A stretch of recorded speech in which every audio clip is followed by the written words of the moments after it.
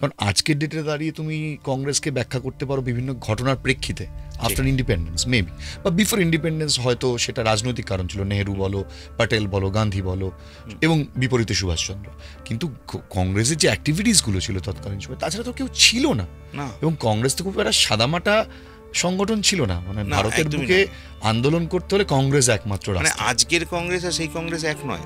মানে ইন্দিরা গান্ধীর টাইম থেকে এই কংগ্রেস তো ছিল না, ওটা তো কংগ্রেস ও যেটা ইন্দিরা গান্ধীর আগে ছিল, পরবর্তীকালে তার নাম চেঞ্জ হয়ে এখন যে কংগ্রেস, সেই কংগ্রেস তো ওই লিগ্যাসি বহন করছে না।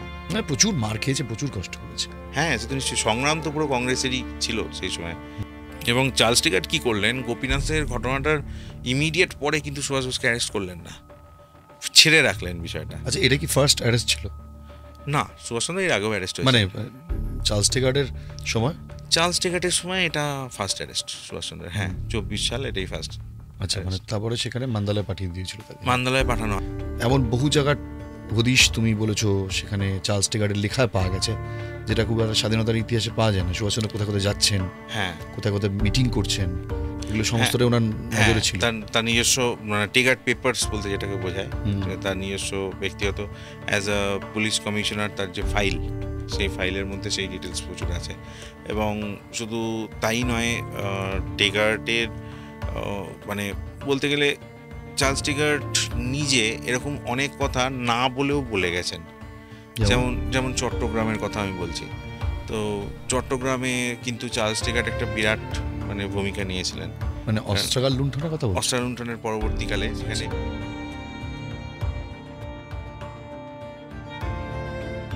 নমস্কার, আইএম বোসের আবার একটা নতুন এপিসোড, আপনাদের সঙ্গে রয়েছে আমি কুনাল। আর আজকের এই পডকাস্টটা নিয়ে আমি ভীষণ এক্সাইটেড এই কারণেই। দেখুন, আমি যখনই ভারতের স্বাধীনতা সংগ্রাম নিয়ে কথা বলতে গিয়েছি, একটা বিষয় বারবার আমার মাথায় এসছে। এই স্বাধীনতা সংগ্রামের ইতিহাস, এগুলো শুনতে, এগুলো জানতে খুব ভালো লাগে, কিন্তু বাস্তবটা এতটা সহজ নয়। স্বাধীনতার জন্য প্রাণ দেয়া, স্বাধীনতার জন্য করা, এমনকি সেই সময় ব্রিটিশ বিরোধী কার্যকলাপ, যেগুলো দেশদ্রোহিতা বলা হতো পরাধীন ভারতে, এটা খুব সহজ কাজ ছিল না। তখনকার সময় ভারতের বুকে স্বাধীনতা চাওয়া, এমনকি স্বাধীনতার স্বপ্ন দেখাও এক ধরনের অন্যায় ছিল। আমি যতই আজকের সময় এই স্টোরিগুলো আপনাদের সামনে তুলে আনি না কেন, কিন্তু এগুলো যখন আমি এগুলোর প্রেক্ষাপটগুলো খুঁজে দেখার চেষ্টা করি, ঘটনাগুলো শুনি, তখন মনে হয় যে কি কঠিন ছিল ব্রিটিশ প্রশাসন এবং ভারতীয়দের প্রতি কি ধরনের ব্যবহার তারা করেছে, কত অন্যায়, কত অত্যাচার। তা সত্ত্বেও কিন্তু কখনো তারা দমে যাননি। আজকে যখন আমরা সুভাষচন্দ্রের কথা এত বারবার বলি, আপনি বুঝতে পারবেন বা আপনারা বুঝতে পারবেন যে সুভাষচন্দ্র কেন এত বড় মহান নেতা ছিলেন। ভারতের স্বাধীনতা সংগ্রামে একটা সামান্য কোনো স্লোগান বা কোনো ধরনের আন্দোলন তার ডাক দিয়ে একত্রিত হয়ে সমাবেশ তৈরি করা, মহাত্মা গান্ধী ছাড়া বাকিদের এই ক্ষমতা খুব একটা ছিল না। অ্যারেস্ট করা থেকে শুরু করে মারধর, পুড়িয়ে দেওয়া, জাতীয় পতাকা পুড়িয়ে দেওয়া, এই ধরনের ঘটনা ভারতের স্বাধীনতা সংগ্রামে বহুবার ঘটেছে। কিন্তু সুভাষচন্দ্র এই সকল কাজ তো করেইছেন দেশের মধ্যে, দেশের বাইরে গিয়েও আর্মি গঠন করে ব্রিটিশদের বিরুদ্ধে লড়াই করেছেন। এটা যে কি কঠিন কাজ, সেটা যদি আপনাকে কেউ একটা ডকুমেন্টেশন করে দেখাতো তাহলে হয়তো বুঝতে পারতেন। ভারতের স্বাধীনতা সংগ্রামে স্বাধীনতা সংগ্রামীদের বেগ দিয়েছেন এমন বহু ব্রিটিশ অফিসার রয়েছে। তার মধ্যে অন্যতম আপনারা জানেন চার্লস টিগার্ট, যিনি একসময় বাংলার পুলিশ কমিশনার ছিলেন। এই চার্লস টিগার্ট বহু আগেই বাংলায় এসেছিলেন এবং এই চার্লস টিগার্টের অত্যাচারী নানা ঘটনা বাংলার ইতিহাসে আজও রয়েছে। কিছুটা আমরা জানি, অনেকটাই আপনারা জানেন না। সুভাষচন্দ্রের সঙ্গে চার্লস টিগার্টের কতবার দেখা হয়েছে, কত ধরনের ঘটনায় সুভাষচন্দ্রকে অ্যারেস্ট করেছেন, সুভাষচন্দ্রের জেলের ডায়েরি থেকে কি জানা যায়। এমনকি সুভাষচন্দ্র বা ভারতের স্বাধীনতা সংগ্রামের এমন বহু ঘটনা যেগুলো চার্লস টিগার্ট তিনি লিপিবদ্ধ করেছিলেন। তাকে তো মারার পরিকল্পনা বহুবার হওয়া সত্ত্বেও তাকে মারা যায়নি, তিনি পরবর্তীকালে ব্রিটেন ফিরে যান। তার যে ডায়েরি, তার যে লেখা, সেগুলো সংগ্রহ করার, সেখান থেকে তথ্য তুলে আনার এক দুঃসাহসিক কাজ করেছেন আমার অত্যন্ত পরিচিত এবং আপনাদেরও অত্যন্ত পরিচিত লেখক সৈকত নিয়োগী। সৈকত আমার সঙ্গে এই মুহূর্তে রয়েছে আজকে আরও একবার। সৈকত, এর একটা দুঃসাহসিক কাজ ছিল চার্লস টিগার্টের ডায়েরি উদ্ধার করা। এর আগেও আমি চার্লস টিগার্টের ডায়েরি প্রকাশিত হয়েছে আমরা জানি, কিন্তু সম্ভবত তুমি নতুন কিছু তথ্য সেখান থেকে তুলে এনেছো। আজকে আমাদের পডকাস্টের মধ্যে থেকে আমরা মূলত সুভাষচন্দ্র সম্পর্কে চার্লস টিগার্ট কি মনে করছেন বা কি লিখেছিলেন বা তার সঙ্গে কী ধরনের কার্যকলাপ চালিয়েছিলেন সেটা একটু তোমার কাছ থেকে জানবো। প্রথমেই বলি যে চার্লস টিগার্ট ব্যক্তিত্বটা সম্পর্কে একটু মানুষকে জানাও। নিশ্চয়ই। চার্লস টেগার্ট কলকাতায় বা বাংলায় বলা যায়, বাংলায় এসেছিলেন 1901, এবং টেগার্ট যখন পুলিশ কমিশনার হচ্ছেন সেটা 1923 সাল থেকে 1932 সাল অবধি। কিন্তু এবং এতগুলো বছরে চার্লস টেগার্টের থেকে অনেক বেশি বলা যায় অনেক বুদ্ধিমান, অনেক ক্ষমতা সম্পন্ন অনেকেই ছিলেন, কিন্তু চার্লস টেগার্টের যে সাহস, সেই কম্বিনেশনটা একটা ডেডলি কম্বিনেশন হয়ে দাঁড়িয়েছিল। যেমন পুলিশ রিপোর্টে আমরা দেখতে পাই ডেনহ্যাম সাহেবের কথা। আম, মানে ব্রিটিশ অফিসারদের সব থেকে বড় চ্যালেঞ্জিং যে ব্যাপারটা হতো সেটা হচ্ছে এই যে বাঙালিদের নাম, মানে অনিল রায়, আবার অনিল বসু, আবার এদিকে অনিল দাস। ঠিক আছে, এবার আবার অনিল দাস নামের মধ্যে আবার দুটো অনিল দাস।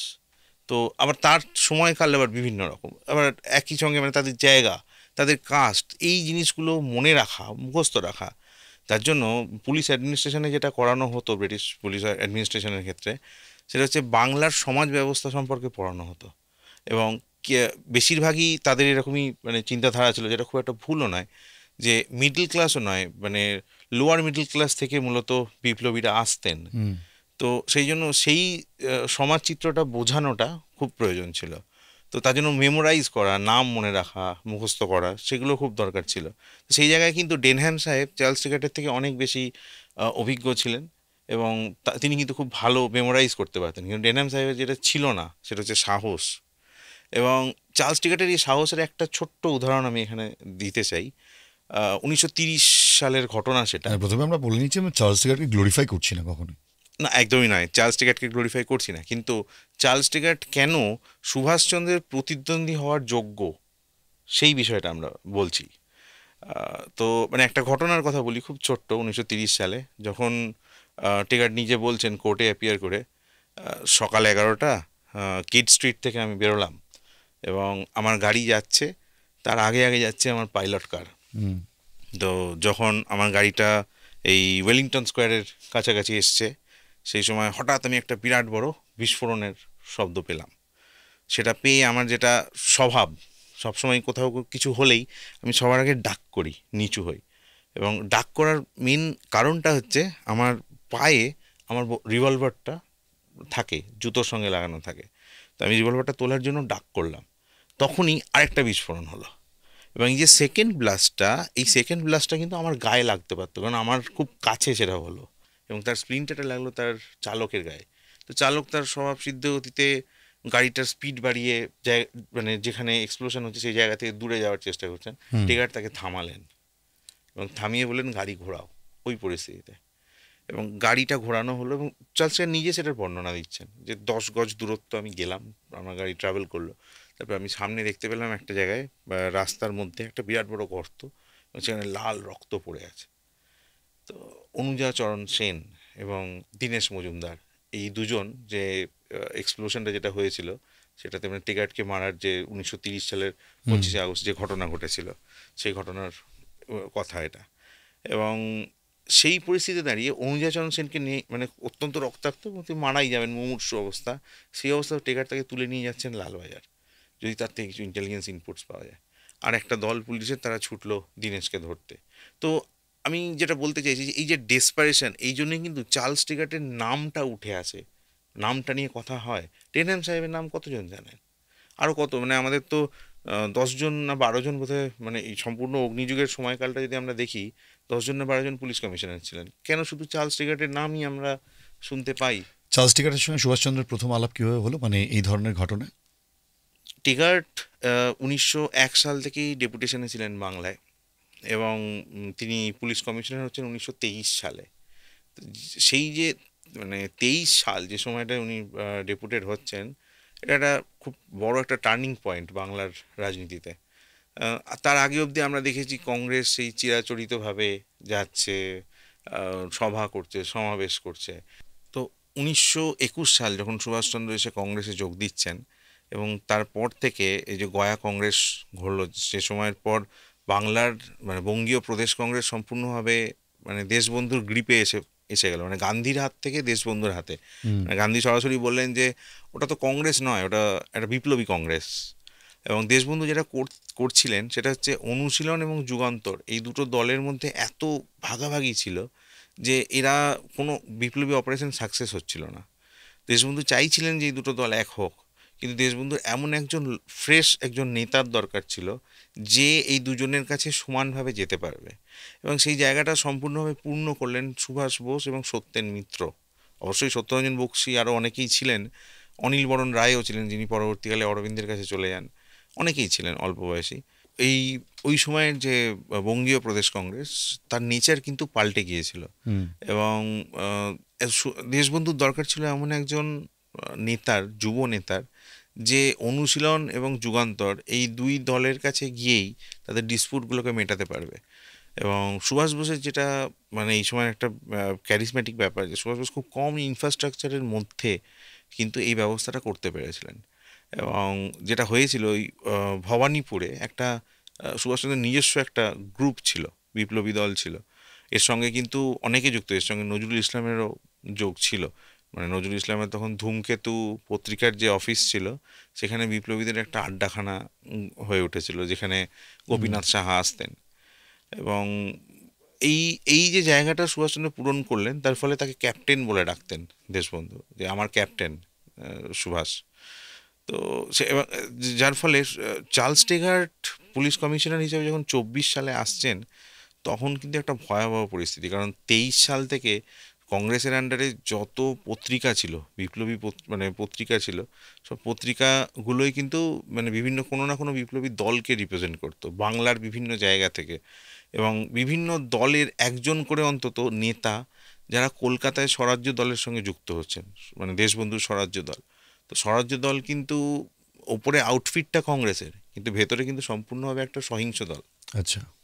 তো সেই কারণেই এই ক্ল্যাশটা তখন একটা মানে পলিটিক্যাল রিফিউজ পেতে শুরু করলো বিপ্লবীরা। তো সেই জন্য মানে আমি যদি একটু মাঝখানে স্পেসিফিক হওয়ার চেষ্টা করি, মানে কোন ধরনের কার্যকলাপ সুভাষচন্দ্রকে দিয়ে করা হচ্ছিল, মানে এই পডকাস্টের মধ্যে আরেকটা ব্যাপারে উঠে আসবে, শুধু চার্লস টেগার্ট সুভাষচন্দ্র নয়, যে বিপ্লবী সুভাষচন্দ্র, যে একদমই পার্টটাকে আমরা জানি না খুব একটা, আমরা শুধু কংগ্রেস নেতা, কংগ্রেস প্রেসিডেন্ট সুভাষচন্দ্রকে চিনে আসছি। একদমই একদমই এই যে পিরিয়ড 1924 থেকে 1930 অবধি, এই পিরিয়ডটা কিন্তু সুভাষচন্দ্র বিপ্লবী সুভাষচন্দ্র এবং বিপ্লবী নেতা সুভাষচন্দ্র।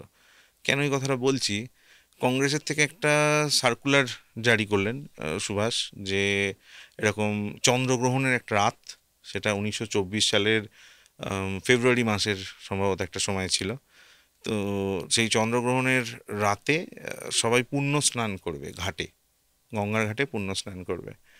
তো সেই মতো তো কী করতে হবে, তার জন্য আমার ভলেন্টিয়ার দরকার, বিভিন্ন ভলেন্টিয়ার দরকার, যারা লাইন করে সব নিয়ে যাবে, সব ব্যবস্থা করবে। আর আলো দরকার রাতের বেলায়, বিভিন্ন জায়গায়, যে জায়গাগুলো হয়তো কোনোদিন, যে গলিগুলো সবসময় অন্ধকারই থাকে, সেগুলোতেও আলো দরকার। তো সেই জন্য লাইটিংয়ের ব্যবস্থা হলো, আর ভলেন্টিয়ার রিক্রুট হলো। তখনও কিন্তু বেঙ্গল ভলেন্টিয়ার্স আসেনি, 24 সালের কথা বলছি। বিপ্লবী দলগুলো থেকে বিভিন্ন ভলেন্টিয়ার আসতে শুরু করলো, কংগ্রেস ভলেন্টিয়ার্স তারা। উদ্দেশ্যটা কী ছিল সুভাষচন্দ্রের? উদ্দেশ্য ছিল এটাই, যে রাস্তায় যে কলকাতার, বিশেষত নর্থ কলকাতার রাস্তায় যে এই ব্যবস্থাগুলো করা হচ্ছে, তো পুলিশ কমিশনারকে তো আসতে হবে সেটা দেখতে, যে ব্যবস্থা সব ঠিকঠাক আছে কি না। এবং যেই চার্লস টেগার্ট তার ঘেরাটোপ, তার যে রেগুলার যে আউটফিট, মানে তার যে স্ট্রাকচার, তার প্ল্যান প্রোগ্রাম কেউ জানতে পারতো না, সেই স্ট্রাকচার থেকে যেই চার্লস টেগার্ট বেরিয়ে আসবে, তাকে হত্যা করা হবে। আচ্ছা। এবং হত্যা করার জন্য পূর্ণদাস, বিপ্লবী পূর্ণদাস, যিনি তখন বাংলার কংগ্রেসে একজন বড় মেজর স্টেক হোল্ডার ছিলেন, তো পূর্ণদাসের একটা দল ছিল, দলটার নাম মাদারীপুরের পূর্ণদাস, তো তার দলটার নাম ছিল শান্তি সেনা। মানে তারা শান্তির বার্তা নিয়ে আসে, যে সেনা, শান্তি সেনা। কিন্তু সেই শান্তি কিভাবে আসে? অহিংস পথে নয়, সহিংস পথে। এবং তার 7 জন লোককে নিয়ে আসা হলো, কলকাতার বিভিন্ন জায়গায় তারা ছড়িয়ে পড়লো, যে এই জায়গা দিয়ে পসিবল রুট। এবং সেই খবরগুলো কোথা থেকে আসতো? পুলিশের ভেতর থেকেই আসতো, মানে টেগার্টের অফিস থেকেই সেই খবরগুলো সুভাষচন্দ্রের কাছে আসতো, যে কখন কোথায় তিনি কোথায় যাবেন। ওর কি করা হলো সেদিন? এবং সবাই যখন রেডি যে টেগার্ট বেরোবে এবং মানে তাকে হত্যা করা হবে, চার্লস টেগার্টের কাছেও সেই খবরটা গিয়ে পৌঁছালো, এবং তিনি ওই প্ল্যানটাকে ক্যান্সেল করলেন। তারপরে সুভাষচন্দ্র রীতিমতো মানে পাগল হয়ে উঠেছিলেন টেগার্টকে মারার জন্য। কেন, রিজনগুলো কি কি ছিল? তার কারণটা, সুভাষচন্দ্র একটা বিরাট বড় রিভলিউশন প্ল্যান করছিলেন, মানে কলকাতা থেকে বসে, যেমন অ্যাসেম্বলিতে বোমা মারার একটা চেষ্টা হয়েছিল। এটা কিন্তু ভগৎ সিংয়ের অনেক আগে, 24 সালের কথা বলছি। তারপরে মানে এবং ওনারা যেটা মনে করতেন যে বিদেশ থেকে মানে যে অর্থ সাহায্য আর অস্ত্র সাহায্য যেগুলো আসবে, কারণ 1924 সালের আমরা কথা বলছি, 1922 সালে জার্মানিতে তৈরি হয়েছে বার্লিন কমিটি। বার্লিন কমিটির মাথায় বসে আছে বিবেকানন্দের ভাই ডক্টর ভূপেন্দ্রনাথ দত্ত। সেখান থেকে অর্থ আসছে কংগ্রেসের হাতে, মানবেন্দ্রনাথ রায়ের কাছ থেকে অর্থ আসছে, যেটা মানে কমিউনিস্ট ইন্টারন্যাশনাল তৈরির যে টাকা, টাকা তো টাকাই, মানে সেখানে কোনো মতাদর্শের ইয়ে থাকে না। মানে আমার একটা বিপ্লব করতে গেলে আমার টাকার প্রয়োজন, সে টাকা যে দেবে, মানে বরাবরই সুভাষচন্দ্রের এই ডেসপারেট অ্যাটিচিউডটা ছিল, যে কারণে পরবর্তীকালে আমরা দেখেছি যে তিনি হিটলারের কাছে যেতেও কোনো কুণ্ঠাবোধ করেননি। কিন্তু তো চার্লস টেগার্ট এখানে বাধা হয়ে দাঁড়িয়েছিলেন কি কোনো ক্ষেত্রে, মানে চার্লস টেগার্ট এই কারণে বাধা হয়ে দাঁড়িয়েছিলেন, শুধু চার্লস টেগার্ট নয়, গোটা ভারতবর্ষ জুড়ে বেশ কিছু বড় বড় পুলিশ অফিসারদেরকে তারা টার্গেট করেছিল, এবং তারা মনে করতো যে এই লোকগুলোকে যদি আমরা এক এক চান্সে মেরে দিতে পারি, তাহলে অ্যাডমিনিস্ট্রেশন হঠাৎ করে ভেঙে পড়বে। অতীতে যদি চার্লস টেগার্টের বড় বড় ঘটনা দেখি, মানে রিসেন্টলি হয়তো মানুষ বাঘা যতীন সিনেমাটি দেখেছে, সেখানেও দেখেছে, হুম তারা দেখেছেন চার্লস টেগার্ট মানে এই বাঘা যতীনকে হত্যার পেছনেও হুম তারই পরিকল্পনা ছিল। হুম আর কোন কোন নারকীয় ঘটনা চার্লস টেগার্ট অতীতে ঘটিয়েছেন এই সুভাষচন্দ্র সিদ্ধান্ত নেওয়ার আগে? এই প্রসঙ্গে একটা দারুণ ব্যাপার আছে, মানে তুমি যে প্রশ্নটা করলে সেই রেসপেক্টেই বলছি। 1932 সালের কথা, চার্লস টেগার্ট একটা বক্তৃতা দিচ্ছেন রয়্যাল এম্পায়ার সোসাইটিতে, বিরাট বড় বক্তৃতা, যেটা ভারতে সন্ত্রাসবাদ মানে টেরোরিজম ইন ইন্ডিয়া। কিন্তু টেরোরিজম ইন ইন্ডিয়া বলতে গিয়ে তিনি মূলত বেঙ্গলকে নিয়েই বলে গেলেন। হুম, তিলক দিয়ে শুরু করলেন, কিন্তু আলটিমেটলি বললেন বেঙ্গলকে নিয়ে। এবং এখানে এই বক্তৃতাটা মানে পড়লে মানে বোঝা যায় যে ওয়াই টেগার্ট। তার কারণ পুরো বক্তৃতায় টেগার্ট শুধু সেই ক্যারেক্টারগুলোর কথা বললেন যারা হয় মারা গেছে বা যারা বিপ্লবী রাজনীতি ছেড়ে দিয়েছে। উনি কিন্তু সুভাষচন্দ্রের কথা বললেন, দেশবন্ধুর কথা বললেন, কিন্তু দেশবন্ধু তো 25 সালে মারা গেছে। দেশবন্ধুর পরবর্তীকালের যে জেনারেশন, বিধান রায়, সুভাষচন্দ্র, তাদের নাম কিন্তু উনি উচ্চারণ করলেন না। কেন? তাহলে তো তারা হাইলাইট পেয়ে যাবে, আচ্ছা, তাহলে তো বিষয়টা হাইলাইট হয়ে যাবে, তারা আরও অ্যাওয়্যার হয়ে যাবে তাদের কাজের মধ্যে, যে পুলিশ এরকম ওপেনলি আমার নাম বলছে, মানে তার মানে আমার সম্পর্কে ইনফরমেশন আছে। মানে এটা তোমাকে বুঝতে হবে যে এটা তো একটা, ইটস এ সাইকোলজিক্যাল ওয়ারফেয়ার। তো মানে যেমন ধরো এটা এই যেমন একটা উদাহরণ দিলে, আর কোন কোন এরকম বড় বিপ্লবীর তাদের ফাঁসি বা তাদের মৃত্যুর পেছনে চার্লস টেগার্টের হাত ছিল? যে আলিপুর বোমা মামলার কথা আমরা জানি, মুরারিপুকুরে যে পুলিশ রেড হলো, তো তার ইমিডিয়েট পরে ওই পুরো পাওয়ার সেন্টারটা, বিপ্লবীদের যে পাওয়ার সেন্টারটা, সেটা শিফট করে গেছিলো চন্দননগরে। কিন্তু চন্দননগরটা কেউ ক্র্যাক করতে পারছিল না, তার কারণ তার আউটফিটটা ছিল বিভিন্ন রকম। তার আউটফিট ছিল ওখানে কাঠের ব্যবসা, বিভিন্ন বড় বড় ব্যবসায়ী কোম্পানি, মানে কাঠের ভেতরে ভেতরে অস্ত্র যাচ্ছে, আচ্ছা, আসবাবপত্রের ভেতরে ভেতরে বোমা যাচ্ছে, মানে চরমপন্থা চলছে একদিকে। চরমপন্থা চলছে। এবং আরেদিকে ধর্ম বিরাট বড়, এবং ধর্ম একটা এমন জায়গা যেখানটায় পুলিশও হাত দিতে চায় না সচরাচর। তো সেই জন্য চন্দননগরকে কখনো ব্রেক করা যাচ্ছিল না। এরকম পরিস্থিতিতে টেকার্ট একটা ড্রাস্টিক ডিসিশন নিলেন। ডিসিশনটা এরকম, চন্দননগরকে খুব ভালো করে জানতো হচ্ছে আলিপুর বোমা মামলার যারা কনভিক্টেড তারা, এবং তারা তখন আন্দামানে। তো 1914 সালে টেগার্ট তখন যাচ্ছেন আন্দামান, এবং তিনি কাকে নিয়ে যাচ্ছেন, তিনি এমন একজন অফিসারকে নিয়ে যাচ্ছেন, পুলিশ অফিসারকে নিয়ে যাচ্ছেন যার ভাই ননীগোপাল মুখার্জি, তিনি নিজে একটা অ্যাটেম্প্ট নিয়েছিলেন ডেনহ্যাম সাহেবের ওপর, ডেনহ্যাম সাহেবকে হত্যা করার। মানে অ্যাকচুয়ালি সেটাই কিন্তু প্রথম রাইটার্স বিল্ডিং আউটরেজ, মানে আমরা যেটা জানি যে বিনয় বাদল দীনেশ, তার আগে রাইটার্স বিল্ডিংয়ের সিকিউরিটি ব্রিচ করে যে ছেলেটা ঢুকেছিল তার নাম হচ্ছে ননীগোপাল মুখার্জি। তার ভাই ছিল পুলিশ অফিসার, তাকে সঙ্গে নিয়ে টেগার্ট যাচ্ছে 1914 সালে। মানে তুমি বুঝতে পারছো যে বিপ্লবীদেরকে বুঝতে হলে তাদের চিন্তাভাবনার মধ্যে তোমাকে প্রবেশ করতে হবে, এটা টেগার্ট খুব ভালো বুঝেছিলেন। মানে আমি যদি দূরে দূরে থেকে নিজেকে সেফগার্ড করে পুলিশ অ্যাডমিনিস্ট্রেশন চালাই, তাহলে আমি পারবো না। না, তাহলে কি ওটা বিশ্বাসঘাতকতা ছিল? না, ননীগোপাল মুখার্জি তো কিছু করেননি, কিন্তু ননীগোপাল মুখার্জির দাদা তো আর বিপ্লবী ছিলেন না, তিনি তো পুলিশ অফিসারই ছিলেন। আচ্ছা, কিন্তু সেখানে তো উনি ওনার সঙ্গ দিচ্ছিলেন। হ্যাঁ, উনি সঙ্গ দিয়েছেন। হুম। ননীগোপাল তো তারপর 14 বছর আন্দামানে তাকে পাঠিয়ে দেওয়া হয়। আচ্ছা, তুমি যে ঘটনাটা প্রথম বললে যে তার মানে টেগার্টের সঙ্গে প্রথম সাক্ষাৎ কি সুভাষচন্দ্রের ওই ঘটনাকে কেন্দ্র করেই? হুম আর তারপর সুভাষচন্দ্রের, আমি একটা বিষয় আসবো, সুভাষচন্দ্রের যে টেগার্টের ডায়েরি থেকে সুভাষচন্দ্র সম্পর্কে কী জানা যাচ্ছে এটা তো আসবোই।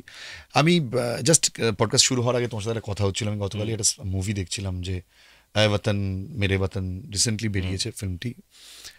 আমি সেটা একটা জিনিস খুব সুন্দর সেখানে দেখানো হয়েছে যে তৎকালীন সময় সভা সমাবেশ করাটা কত কঠিন ছিল, মানে যেখানে ব্রিটিশ বিরোধী স্লোগান দেয়া মানেই অ্যারেস্ট, মারধর এবং ব্যান করে দেওয়া বিভিন্ন সংগঠনকে। কংগ্রেস হয়তো অনেক পরে ব্যান হয়েছে, এবং এই মুভিটাতে পরিষ্কার দেখানো হয়েছিল যে, মানে আমি একটা জিনিস দেখে খুব ফ্যাসিনেটেড হয়ে পড়েছিলাম, যে ওখানে একটা জিনিস দেখছিলাম, খুব ভালো লাগছিল জিনিসটা, এইভাবে মুভি দেখালে খুব ভালো লাগে, যে ভারত ছাড়ো আন্দোলনে যখন সমস্তটাই সব কিছুই বন্ধ, গোটা ভারতের বিভিন্ন সংগঠনের এমনকি কংগ্রেস ব্যান, রেডিওগুলো পর্যন্ত বিক্রি হয়ে গেছে, নিউজ পেপার এডিটার্সরা বিক্রি হয়ে গেছে ব্রিটিশদের কাছে চাপে পড়ে, সেখানে দাঁড়িয়ে প্রচার চালানো ভয়ঙ্কর কঠিন একটা কাজ। গোটা ভারতকে কি করে একত্রিত করব, এটা একটা ডিফিকাল্ট টাস্ক। মনে হচ্ছিল যে ভারত ছাড়ো আন্দোলনে মনে হয় মানে ভারতের স্বাধীনতা সংগ্রাম পরাজিত হবে, এরকম একটা পরিস্থিতি। সুভাষচন্দ্র যদি দেশে নেই, কিন্তু এই যে সুভাষচন্দ্র বা চার্লস টেগার্ট বা তৎকালীন সময় রাজনীতিতে এইগুলো কতটা ইজি ছিল বা কতটা ডিফিকাল্ট ছিল সেই সময় এইসব সভা সমাবেশ, কারণ সুভাষচন্দ্র তো তৎকালীন সময় কংগ্রেসের হয়ে এগুলোই করেছেন। তুমি যেটা বিপ্লবী আন্দোলন বলছো, সেই জায়গাটা একটুখানি যদি ধরো। দেখো, সভা সমাবেশ কংগ্রেসের প্রথম দিকে যেভাবে হতো, তোমার হাতে যদি 200-300 ডেলিগেট থাকে, মানে এক একটা ধরো এজেন্ডা নেওয়া হলো, কোনো একটা পার্টিকুলার এজেন্ডা নেওয়া হলো এবং তাতে ভোটিং হবে, তো সেক্ষেত্রে মানে তুমি 200-300 জন যদি তোমার সমর্থক হয়, তুমি তাদেরকে নিয়ে গিয়ে তুমি ডাইরেক্টলি অধিবেশনে পার্ট নিতে পারবে। তার আগে তুমি কি করো, তোমার মানে ব্যাকগ্রাউন্ড কি, সেগুলো চেক না করেই তুমি তার পার্ট হতে পারবে। কিন্তু করাটা কি অত সহজ ছিল? মেম্বারশিপ আগে ছিল সেটা, কিন্তু তুমি যে সময়ের কথা বলছো ভারত ছাড়ো আন্দোলনের সময়, সেই সময় কিন্তু কংগ্রেস অনেক মানে তার মধ্যে অনেক পরিবর্তন হয়েছে। মানে তুমি একসাথে বিভিন্ন দল করতে পারবে না, তোমাকে মেম্বারশিপ রাখতে হবে, কংগ্রেসের মেম্বারশিপ রাখতে হবে কথা বলতে। যদিও গান্ধীজি কোনোদিন মেম্বার ছিলেন না, কিন্তু তিনি কংগ্রেসের অল ইন অল ছিলেন। এটাই সৈকত, মানে আমরা যখন ইতিহাস নিয়ে কাজ করি, এটা একটা খুব ইম্পর্টেন্ট টপিক এই কারণেই, হয়তো আমাদের টপিকের থেকে একটু বাইরে, বাট স্টিল দেখো, আমি স্বাধীনতার আন্দোলন ঘাট থেকে সবসময় চেষ্টা করেছি যে একটা নিরপেক্ষ জায়গা থেকে তুলে ধরতে সেই সংগ্রামটাকে। কারণ আজকের ডেটে দাঁড়িয়ে তুমি কংগ্রেসকে ব্যাখ্যা করতে পারো বিভিন্ন ঘটনার প্রেক্ষিতে, আফটার ইন্ডিপেন্ডেন্স মেবি, বা বিফোর ইন্ডিপেন্ডেন্স হয়তো সেটা রাজনৈতিক কারণ ছিল, নেহেরু বলো, প্যাটেল বলো, গান্ধী বলো, এবং বিপরীতে সুভাষচন্দ্র। কিন্তু কংগ্রেসের যে অ্যাক্টিভিটিসগুলো ছিল তৎকালীন সময়, তাছাড়া তো কেউ ছিল না। এবং কংগ্রেস তো খুব একটা সাদামাটা সংগঠন ছিল না, মানে ভারতের বুকে আন্দোলন করতে হলে কংগ্রেস একমাত্র রাস্তা। মানে আজকের কংগ্রেস আর সেই কংগ্রেস এক নয়। মানে ইন্দিরা গান্ধীর টাইম থেকে এই কংগ্রেস তো ছিল না, ওটা তো কংগ্রেস ও, যেটা ইন্দিরা গান্ধীর আগে ছিল, পরবর্তীকালে তার নাম চেঞ্জ হয়ে এখন যে কংগ্রেস, সেই কংগ্রেস তো ওই লিগ্যাসি বহন করছে না। মানে প্রচুর মার খেয়েছে, প্রচুর কষ্ট করেছে। হ্যাঁ, সে তো নিশ্চয়ই, সংগ্রাম তো পুরো কংগ্রেসেরই ছিল সেই সময়। দেশবন্ধুর কংগ্রেস, তিলকের কংগ্রেস, সবাই তো কংগ্রেসেরই ছিল। অ্যানি বেসান্ত তিনিও অবধি কংগ্রেসের পার্ট ছিলেন। অনেকে হয়তো শুনে এই পডকাস্ট দেখে বলে আপনারা আবার কংগ্রেস নিয়ে এত কংগ্রেসের প্রশংসা করছেন। আসলে ইতিহাসকে তুমি কখনো বদলাতে পারো না, সেটা প্রেক্ষাপট, সময়, আজকে বর্তমানে দাঁড়িয়ে সেটা তুমি বলতে পারো না। এনিওয়ে, আমি একটু চার্লস টেগার্টের ডায়েরি প্রসঙ্গে আসি। তুমি লন্ডনে যখন প্রথম পেলে বিষয়টা, মানে কিভাবে জিনিসটা সামনে এলো তোমার? চার্লস টেগার্টের যেগুলো আমি পেয়েছি সেগুলো হচ্ছে চার্লস টেগার্টের নিজস্ব নোট, নিজস্ব ব্যক্তিগত সংগ্রহ, যেগুলো আমি মানে ওখান থেকে পেয়েছি। এবং তার আগে যে গ্রাউন্ড ওয়ার্কটা করেছিলাম সেটা হচ্ছে মানে শুধু চার্লস টেগার্ট নয়, মানে এখানে একটা বিষয় বলা অত্যন্ত প্রয়োজন। আমরা ভারতবর্ষ ছিল ইন্ডিয়া, মানে ইন্ডিয়া হাউস, মানে ওই টাইমটায় যেটা ছিল, মানে ইন্ডিয়া অফিস, যেটা মানে ব্রিটিশ মানে হাউস অফ কমন্সের আন্ডারে যে ইন্ডিয়া অফিস, তো ইন্ডিয়া অফিসের আন্ডারে ছিলাম আমরা। মানে আজকে আমরা যেটাকে হোম মিনিস্ট্রি বলছি, সেটা তখন হোম ডিপার্টমেন্ট ছিল, তাই না? তো এই ইন্ডিয়া অফিস যেটা মানে ব্রিটিশ গভর্নমেন্টের যে ইন্ডিয়া অফিস, দেশের স্বাধীনতার পর তো সেই অফিস ভেঙে গেল, এবং ভেঙে যাওয়ার পর ইন্ডিয়া অফিসের যে লাইব্রেরি, যার আন্ডারে ভারতের যাবতীয় সমস্ত কিছু, একটা মানে ওয়ান স্টপ সলিউশন ছিল ভারতবর্ষের জন্য বলা যায়, তো সেইটা কিন্তু বিভিন্ন জায়গায় স্ক্যাটার্ড হয়ে যায়, লন্ডনের ভেতরেও মানে ইংল্যান্ডের বিভিন্ন জায়গায় স্ক্যাটার্ড হয়ে যায়। এবং তার ফলে আজকের দিনে তুমি যদি সেই সময়ের জিনিসপত্র খুঁজতে যাও, তোমাকে বুঝতে হবে, মানে সেই ইতিহাসটা জেনে বুঝে সেটা কোথায় থাকতে পারে সেটাকে পসিবল লোকেশন লোকেট করতে হবে, করে তারপর সেটা খুঁজতে হবে।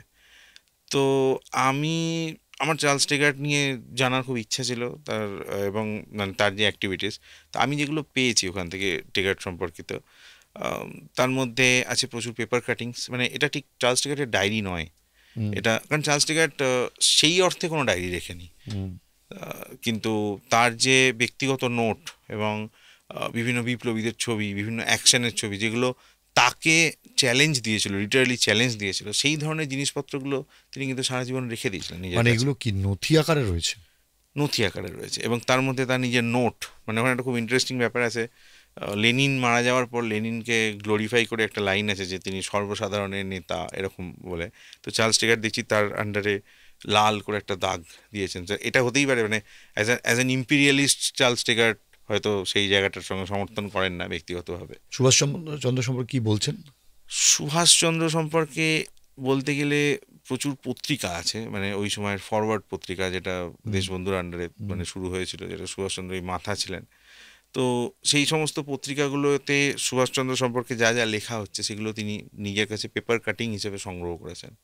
আচ্ছা। এবং তার মধ্যে মধ্যে মার্ক করা, ঠিক আছে, জায়গায় জায়গায় মার্ক করা, ইম্পর্ট্যান্ট সিগনিফিকেন্ট জায়গাগুলো মার্ক করা। ইভেন তুমি আমাকে কিছুদিন আগে একটা কথা বলেছিলে যে সুভাষচন্দ্র বা তৎকালীন বিপ্লবীরা চার্লস টেগার যখন গোটা বিষয়টি ছানবিন করছেন বা নজরে রাখছেন, ইন্টেলিজেন্স যেটাকে বলি, যে এমন বহু জায়গার হদিশ তুমি বলেছো সেখানে চার্লস টেগারের লেখায় পাওয়া গেছে, যেটা খুব একটা স্বাধীনতার ইতিহাসে পাওয়া যায় না। সুভাষচন্দ্র কোথায় কোথায় যাচ্ছেন, হ্যাঁ, কোথায় কোথায় মিটিং করছেন, এগুলো সমস্তটাই ওনার নজরে ছিল।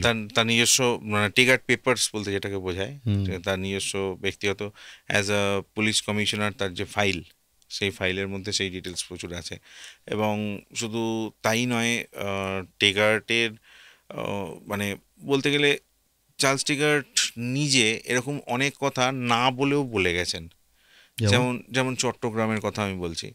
তো চট্টগ্রামে কিন্তু চার্লস টেগার্ট একটা বিরাট মানে ভূমিকা নিয়েছিলেন।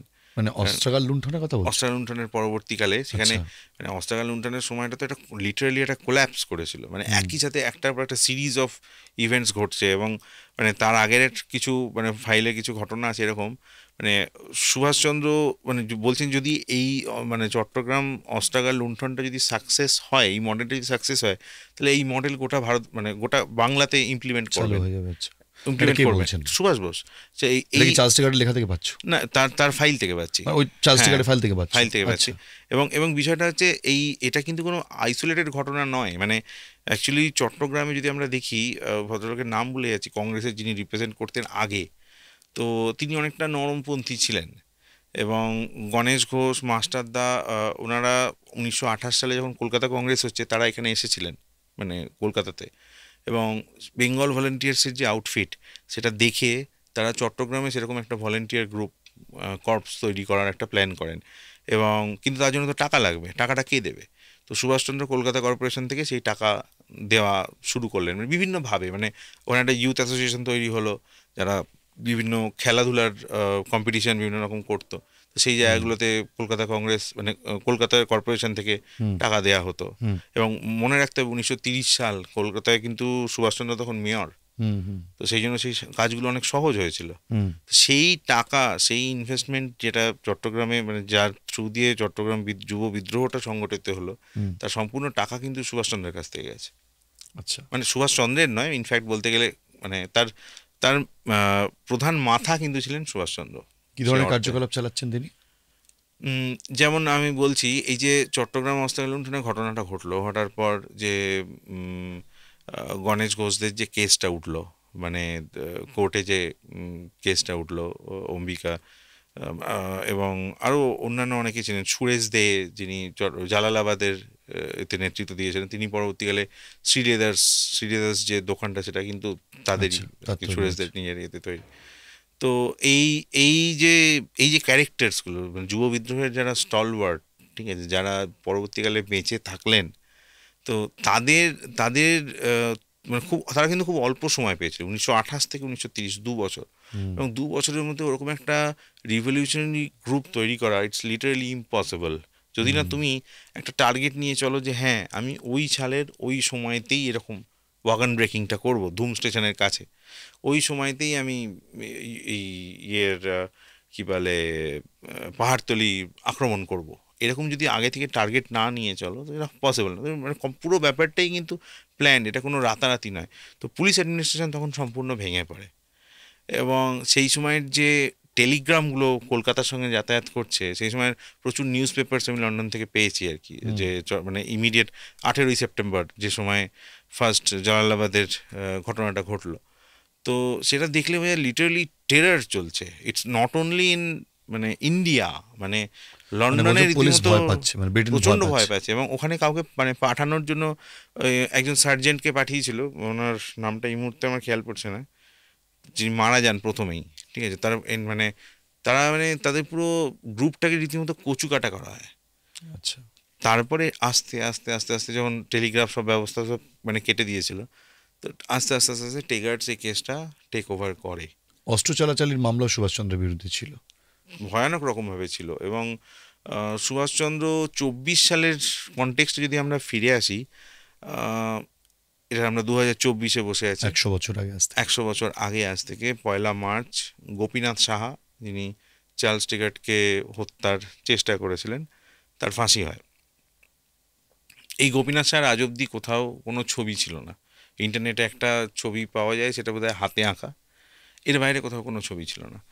তো লন্ডন থেকে আমরা গোপীনাথ সাহার সংক্রান্ত টেগার্টের ব্যক্তিগত সংগ্রহের যে সমস্ত জিনিসপত্র সেগুলো পেয়েছি। এবং আমরা এবারের মানে বইমেলাতে যে মিত্র ঘোষ প্রকাশনী তরফ থেকে যে বইটা আমাদের প্রকাশিত হয়েছে, সুভাষচন্দ্রের জেলের খাতা, সেখানে এই এই সমস্ত ডকুমেন্টসগুলো আমরা মানে এই বইটাতে প্লেস করেছি। এবং গোপীনাথ সাহার ছবি, যেটা টেগার্টের ব্যক্তিগত সংগ্রহে, তার পিছনে সিটি বলে টেগার্টের যে ইনিশিয়াল সাইন করা, ঠিক আছে, সেই সাইনটা আছে। এবং মানে গোপীনাথকে প্রচণ্ডভাবে মানে টর্চার দেখতে করা পারি হয়েছে। ছবিটা? হ্যাঁ, নিশ্চয়ই। তোমার এই বইটার মধ্যেই রয়েছে? হ্যাঁ, আচ্ছা, এই ছবিটা তৎকালীন সময় ব্রিটিশ পুলিশ নিজেদের। এটা চার্লস টেগার্ট নিজের কাছে রেখেছিলেন। আচ্ছা, এটা একদম টেগার্টের নিজের ফোল্ডার থেকে পাওয়া। এই সেই ছবি। হ্যাঁ।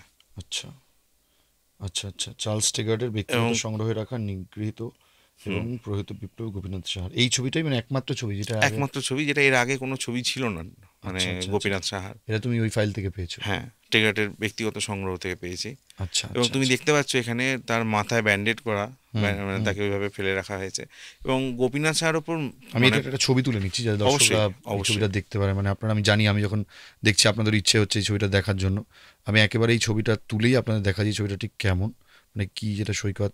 আপনার এই বইটি অবশ্যই কালেক্ট করতে পারেন, এই বইটি পড়লে আপনারা বুঝতে পারবেন যেখানে সৈকত আরও ডিটেলে বিষয়গুলো সম্পর্কে লিখেছে। আমি এটা ছবি তুলে নিলাম। আচ্ছা, তো এইটা এবং গোপীনাথ সাহার ওপর মানে টর্চার করার কারণ কি?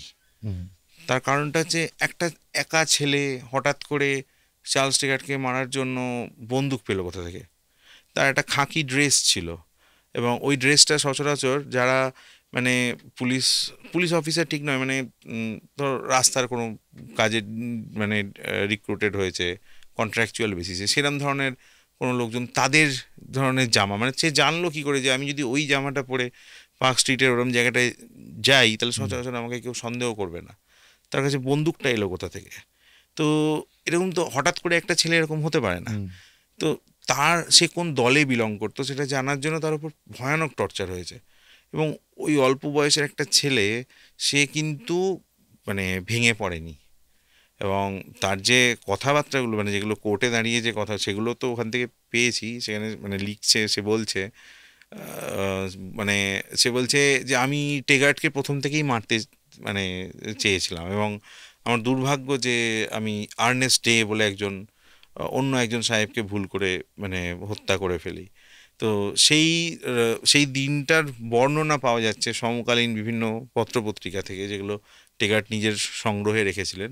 তো ওখানে একটা হল অ্যান্ড অ্যান্ডারসন বলে একটা দোকান, সেই দোকানটার যে কাঁচের জানলা দরজা, তো সেই দরজার বাইরে আর্নেস্ট ডে সাহেব, তিনি সকালে মর্নিং ওয়াকে বেরোতেন। তিনি একজন মানে তিনি প্রায় 17 বছর ধরে কলকাতায় আছেন। তো এবং টেগার্টের মানে সেই জায়গাটা, মানে যে জায়গাটা এই ঘটনাটা পার্ক স্ট্রিটের, সেখান থেকে কিড স্ট্রিট খুব কাছে। 2 নম্বর কিড স্ট্রিট ছিল হচ্ছে চার্লস টেগার্টের নিজের আবাস, যেখানে উনি থাকতেন। তো আমরা ওই জায়গাটা দেখতে গিয়েছিলাম, তো তারপর জানতে পারলাম ওটা বিধানসভার মানে একটা ইয়ে হয়ে গেছে, এখন অন্য বিল্ডিং হয়ে গেছে। কিন্তু আচ্ছা 1 নম্বর কিড স্ট্রিট পাশের বিল্ডিংটা এখনও আছে, দেখলে বোঝা যায় যে 100 বছর আগেরই বিল্ডিং। আচ্ছা তো ওইখান থেকে টেগার্ট রোজ মর্নিং ওয়াকে বেরোতো। এবং মানে ডে সাহেবের ক্ষেত্রেও ব্যাপারটা তাই। তো বেশ কয়েকবার জায়গাটা মানে রেইকি করতে, যেটা আমরা বলি এখন, তো গোপীনাথ সাহা নিজে বেরিয়েছেন, জায়গাটা দেখেছেন। হুম। তো যার জন্য, এবং ওই দিনকে যখন মানে উনি গুলিটা করেন, উনি ভেবেছিলেন ডে সাহেবকে, উনি ভেবেছিলেন উনি চার্লস ঠিক টেগার্ট। আছে।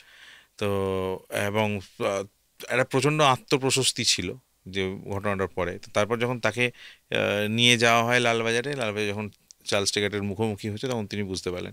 কিন্তু এই ঘটনাটা টেগার্টকে এতটা চ্যালেঞ্জ দিয়েছিল যে গোপীনাথ সাহা সংক্রান্ত যাবতীয় কিছু তিনি তার ব্যক্তিগত সংগ্রহে রেখেছিলেন, আচ্ছা, এবং সেগুলো সব আমরা পেয়েছি, এবং এই বইতে সেটা সম্পূর্ণ ডিটেলস রয়েছে। তো প্রধান উদ্দেশ্য ছিল হচ্ছে সুভাষচন্দ্রকে এখানে কনভিক্ট করা টেগার্টের। কেন? কেন বলছি সেটাই, যে সুভাষচন্দ্রের ওপর তার আগে থেকেই মানে সার্ভিলেন্স চলছিল। শুধু সুভাষচন্দ্র নয়, সত্যেন মিত্র, তারপর যেমন ধরুন বিধান রায় তো দেশবন্ধুর আন্ডারে যে বিগ ফাইভ যাদেরকে বলা হয় তার মধ্যে একজন। কিন্তু বিধান রায়রা কিন্তু মানে রাজনৈতিক নেতৃত্বই ছিলেন, হুম। তারা কিন্তু বিপ্লবী পার্টার নেতা ছিলেন না। আচ্ছা। কিন্তু সুভাষচন্দ্র কিন্তু বিপ্লবী পার্টির নেতা ছিলেন। এবং এই যে নজরুল ইসলামের যে অফিস ছিল ওখানে, ধূমকেতু পত্রিকার যে অফিস, তো সেখানে এরকম গোপীনাথ সাহা প্রায় যেতেন, এবং ওখানে বিভিন্ন রকম কথাবার্তা হতো দেশের স্বাধীনতা নিয়ে, হাসি ঠাট্টা, গল্প, কবিতা সবই চলতো। তো গোপীনাথ একবার সেখানে বলেছিলেন যে আপনাদের লজ্জা করে না যে আপনারা এখানে বসে এরকম কবিতা লিখছেন এরকম একটা সময়ে। এবং তার একটা গোপীনাথ সাহার উপর সব থেকে বেশি যে প্রভাবটা পড়েছিল সেটা হচ্ছে জালিয়ানওয়ালাবাগের যে ঘটনা। হুম। তো সেটা তো আমরা দেখতে পাইনি, মানে মানে আমাদের বাংলা থেকে তো সেটা দেখা যায়নি, তার হয়তো কিছু খবরাখবর এসছে। কিন্তু চাঁদপুরে একটা একই ধরনের ঘটনা ঘটেছিল সেই সময়তেই, মানে 1920 সালের আশপাশে, যেটা এবং সেখানে যেটা হয়েছিল সেটা হচ্ছে উত্তরবঙ্গ যে চা বাগানের যে শ্রমিক, তাদের উপর প্রচণ্ড টর্চার করেছিল ব্রিটিশরা। তো তারা ওখান থেকে পালিয়ে আসছিল। তো চাঁদপুরের ওই জায়গাটায় যখন তারা এসে পৌঁছায়, যাতে ওই খবরগুলো কলকাতায় না এসে পৌঁছায়, মানে ওদেরকে যাতে আটকানো যায়, সেই জন্য ওখান থেকে গোর্খা রেজিমেন্টকে পাঠানো হয়।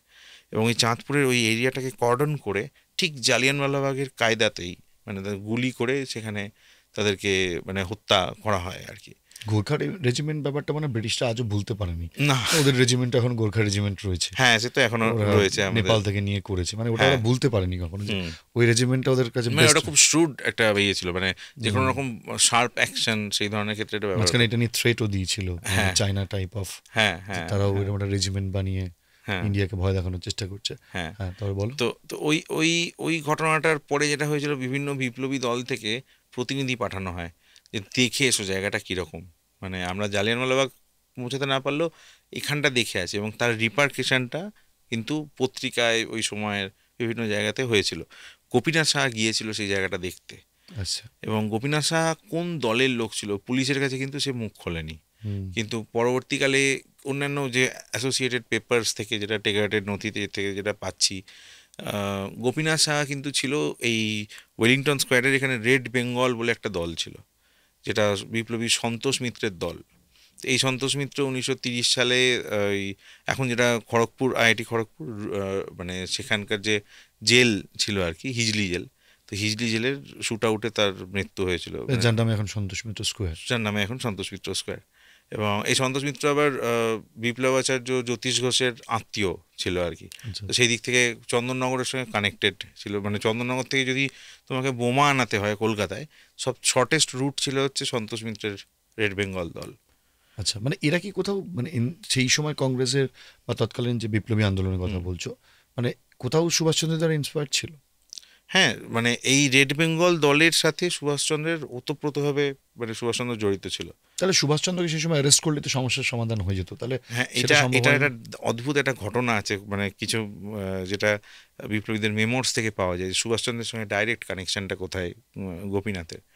তো যেদিনকে এই ঘটনাটা মানে ঘটছে, তো সেই দিন ফরওয়ার্ড পত্রিকার অফিসে কি ঘটছে, ফরওয়ার্ড পত্রিকার অফিসটা ছিল ওই চত্বরেই যেখানে আমি রেড বেঙ্গল দলটা বলছি, তার পাশেই, হুম। মানে ওয়েলিংটন স্কোয়ারের কথা বলছি। তো ফরওয়ার্ড অফিসে বসতেন দেশবন্ধু সারাদিন, মানে কর্পোরেশনের কাজের পর সেই অফিসে এসে বসতেন। ঠিক তার আগের ঘরটা ছিল সুভাষচন্দ্রের ঘর। হুম। এবার গোপাললাল সান্যাল, গোপালবাবু তখন মানে গিয়েছেন ওখানে, তো ওনাকে ডেকে সুভাষচন্দ্র জিজ্ঞেস করছে, এই ছেলেটা আপনার কি মনে হয়, এই ছেলেটা কি মানে সব কিছু মানে চুপ থাকতে পারবে, ছেলেটা কেমন? তখন গোপালবাবু বলছেন যে না, ও খুব সিনসিয়ার ছেলে, ঠিক আছে, এবং কার সম্পর্কে বলছে? গোপীনাথ সাহা। আচ্ছা। মানে রেড বেঙ্গল দলের একজন বিপ্লবী ছিল হচ্ছে গোপীনাথ সাহা। এবং এই এই অপারেশনটা রেড বেঙ্গলের কাজই ছিল তাই। মানে রেড বেঙ্গলের মানে এরকম এরকম ঘটনা আছে যে স্বরাজ্য দলের আন্ডারে রেড বেঙ্গল যে সন্তোষ মিত্রের যে দলটা বিভিন্ন জায়গায় দেওয়ালে দেওয়ালে পুলিশ অফিসারদের নাম লিখেছে, লিখে একটা করে ডেট দিয়ে তাদেরকে থ্রেট দিত। পুলিশ অফিসারদেরকে তাদের বাড়িতে পাঠানো হতো বিভিন্ন লেটার, মানে যেটা হুমকির চিঠিপত্র পাঠানো হতো যে অমুক তারিখের মধ্যে। মানে কি হয় যদি কাউকে এরকম হুমকির চিঠি পাঠানো হয় যে তোমাকে অমুক তারিখের মধ্যে মারবো, তাহলে Mentally তাকে অনেকটা দুর্বল করে মেন্টালি তাকে অনেকটা দুর্বল করে দেয়, যার ফলে সে যে কর্ডনটা মেনটেন করে তার আশপাশে, মানে পুলিশ অফিসারের আশপাশে যে আর্দলীদের যে চৌহদি কর্ডনটা, যেটা বলে, হ্যাঁ। হ্যাঁ সেই জায়গাটা একটু উইক হয়ে যায়। সেই মানে সেটা একটা মানে পজিটিভ দিক হিসাবে মানে সুভাষচন্দ্রকে ব্যবহার জিজ্ঞেস হতো। করা হয়েছিল, সুভাষচন্দ্র তখন জিজ্ঞেস করছেন গোপাললাল সান্যালকে যে ও কি চুপ থাকতে পারবে। ও বলছে হ্যাঁ, খুব সিনসিয়ার ছেলে, হ্যাঁ ও চুপ থাকবে, মানে মুখ খুলবে না। মুখ খুলবে না। এবং ঠিক সঙ্গে সঙ্গে যখন এই কথাটা হচ্ছে, দেশবন্ধুর যে মানে আন্ডারে যে থাকে, মানে ওখানে যে কাজ করতো ফরওয়ার্ডে, সে এসে বললো যে দেশবন্ধু ডাকছে, এবং সুভাষচন্দ্রকে ডেকে নিয়ে যায় এবং দরজাটা বন্ধ করে দেয়। তো গোপাললাল সান্যাল বলছে আমি তারপর থেকে বহুবার চেষ্টা করেছি, কিন্তু সুভাষবাবু কোনোদিন আর মুখ খোলেননি এই বিষয়টা নিয়ে। মানে আচ্ছা। মানে তার ডাইরেক্ট কন্ট্যাক্টটা কি সেটা মুখ খোলেনি। তো সেইটা পাওয়া যাচ্ছে কিন্তু সুভাষচন্দ্রের অ্যারেস্ট ওয়ারেন্ট থেকে। মানে 24 সালে যে তাকে মান্দালয়ে পাঠানো হচ্ছে, ওটার পেছনে চার্লস টিগার্ট। তার পিছনে চার্লস টিগার্ট। এবং চার্লস টিগার্ট কি করলেন, গোপীনাথের ঘটনাটার ইমিডিয়েট পরে কিন্তু সুভাষ বোসকে অ্যারেস্ট করলেন না, ছেড়ে রাখলেন বিষয়টা। আচ্ছা, এটা কি ফার্স্ট অ্যারেস্ট ছিল? না, সুভাষচন্দ্র এর আগেও অ্যারেস্ট মানে হয়েছে। চার্লস টিগার্টের সময়? চার্লস টিগার্টের সময় এটা ফার্স্ট অ্যারেস্ট সুভাষচন্দ্রের, হ্যাঁ 24 সাল এটাই ফার্স্ট।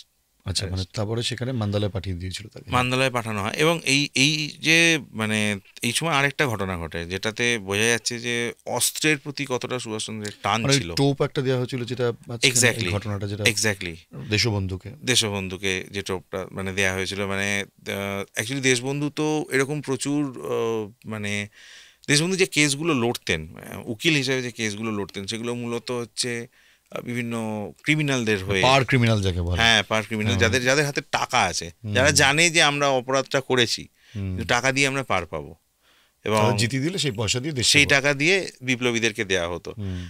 তো সেই সেই যে একটা পুরনো মানে যে স্ট্রাকচারটা, তো সে তার জন্য দেশবন্ধুর প্রচুর কন্ট্যাক্ট ছিল বিভিন্ন। এটার জন্য আমরা দেশবন্ধুকে কেন বলবো, আমাদের বিবেকানন্দ তো তিনি লিখে গেছেন, মানে তিনি যখন আমেরিকাতে ছিলেন তখন হেরাম ম্যাক্সিম বলে একজন বন্দুক নির্মাতা, তার সাথে কন্ট্রাক্ট করেছিলেন যে যাতে অস্ত্রগুলো মানে এতে ভারতে পাঠানো যায়। কিন্তু উনি বলছেন যে দেশের ভেতর থেকে আমি সেভাবে কোনো সাড়া পাইনি, তাই মানে সেই জায়গাটায় আর এগোনো যায়নি। টাস্ক ছিল। হ্যাঁ মানে আমি বলতে চাইছি যে মানে এই এর মধ্যে কোনো অপরাধ নেই, মানে অপরাধ তো মানে হ্যাঁ, একজন স্বাধীনতাকামীর কাছে কখনোই না। কখনোই না, তার মূল লক্ষ্যই হচ্ছে স্বাধীনতা।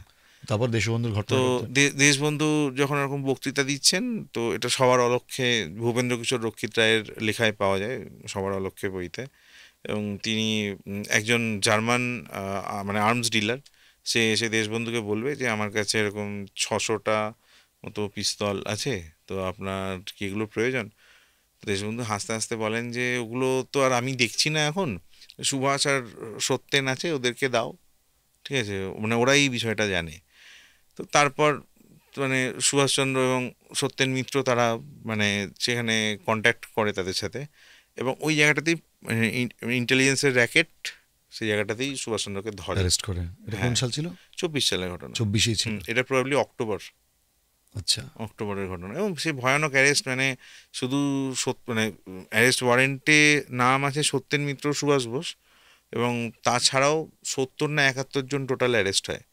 এবং সমস্ত বিপ্লবীরা তো তখন কংগ্রেসেই ছিলেন, মানে আমি যদি উত্তরপাড়ার অমরেন্দ্রনাথ চট্টোপাধ্যায়কে দেখি, ঠিক আছে, সত্যরঞ্জন বক্সিকে দেখি, ঠিক আছে, মানে যত বিপ্লবী নেতা, পূর্ণদাস, সবাই তখন মানে কংগ্রেসের পার্ট, দেশবন্ধুর আন্ডারে। কিন্তু দেশবন্ধু নিজে কখনো সরাসরি মানে সশস্ত্র বিপ্লবে যোগ দেননি, মানে সেইভাবে।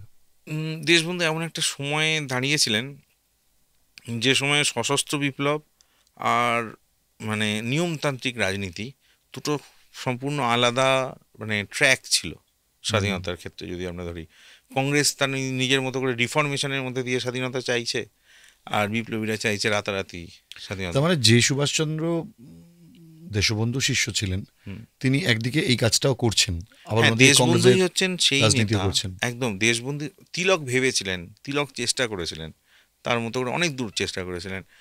দেশবন্ধু সম্পূর্ণভাবে এই বিষয়টা করেছিলেন বাংলার মানে ক্ষেত্রে। ইন্সপায়ার করেছে।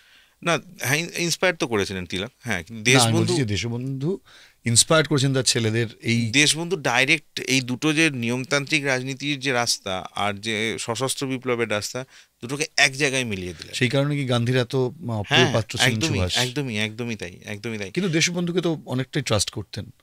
দেশবন্ধুকে ট্রাস্ট না করে উপায় ছিল না।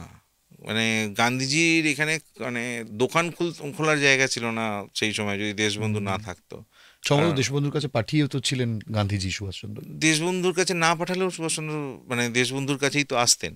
কারণ বাংলায় যদি তোমাকে রাজনীতি করতে হয় তো তোমায় তো দেশবন্ধুর আন্ডারেই করতে হবে তখন।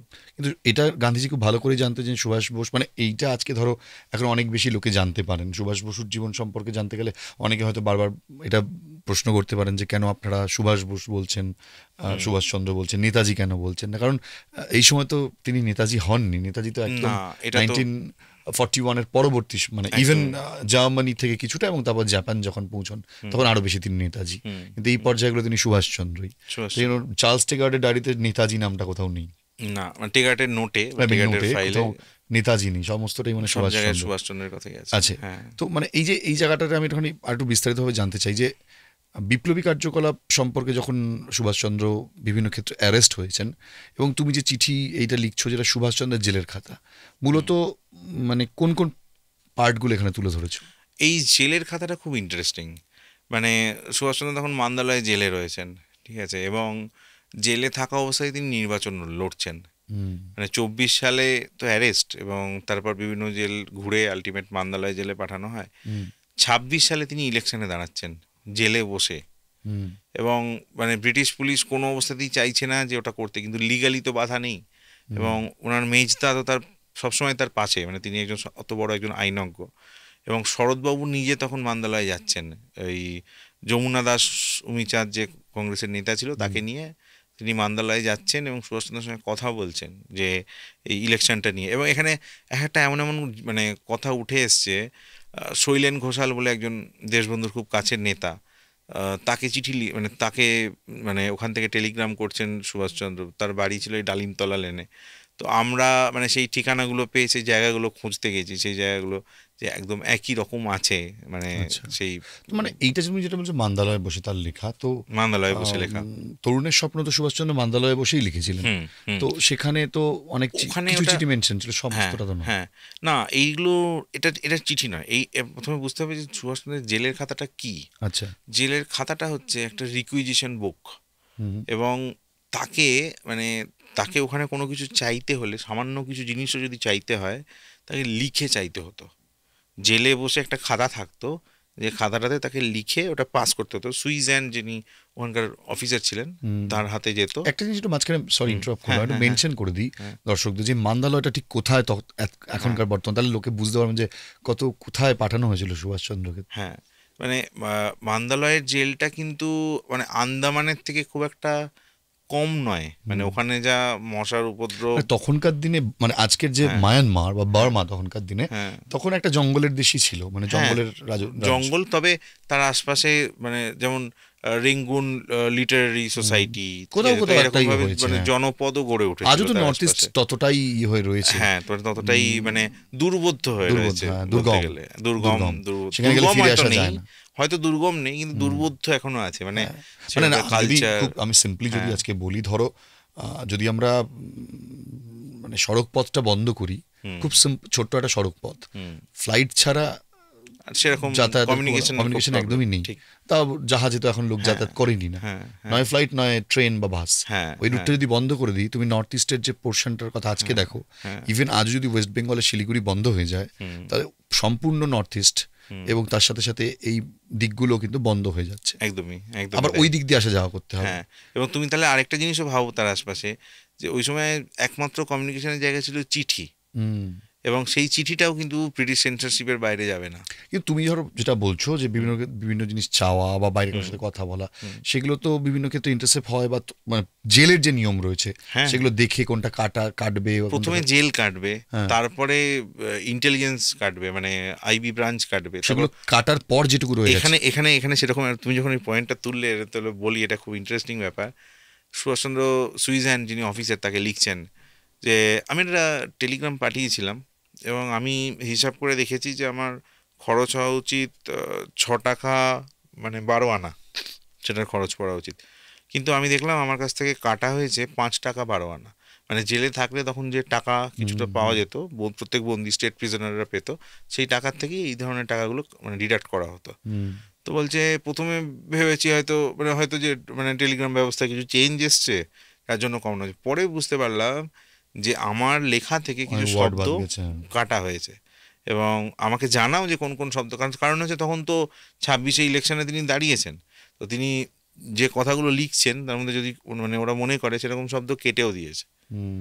তো এরকম একটা ঘটনা কিন্তু এটা আমরা শ্যামাপ্রসাদ মুখার্জির ক্ষেত্রেও একই ধরনের ঘটনা দেখেছিলাম। মানে শ্যামাপ্রসাদের বিভিন্ন লেখার ক্ষেত্রেও সেই পরিবার পরবর্তীতে সেই দাবি করেছে, মানে যে কোনো স্টেট প্রিজনারের ক্ষেত্রে তখনকার সময়টা, এটা তো আমি বলছি ফ্রি ইন্ডিয়ার ক্ষেত্রে হয়েছে যে সমস্ত ওয়ার্ড মানে ঘুরিয়ে ফিরিয়ে কথা। ফ্রি ইন্ডিয়াতেও তো স্ট্রাকচার পাল্টায়নি, মানে আইবি বা প্রিজন সিস্টেম সেগুলো সব আমরা ব্রিটিশ থেকে যা বলছেন তার সমস্তটা আসছে না, অনেক কিছু বাদ চলে যাচ্ছে। মানে আমি যদি বলি যে সৈকত আমাদের বাড়িতে এসেছিল, সেই দিন রাতে আমি সৈকতের বাড়িতে গিয়েছিলাম, মানে ওই সৈকত এসেছিল বলে গিয়েছিলাম, সেটা আর মানে প্রথমটা বাদ দিয়ে দিলাম, শুধু মনে হলো যেন সৈকতের বাড়ি আমি গিয়েছিলাম, ব্যাপারগুলো এরকম ঘটতো।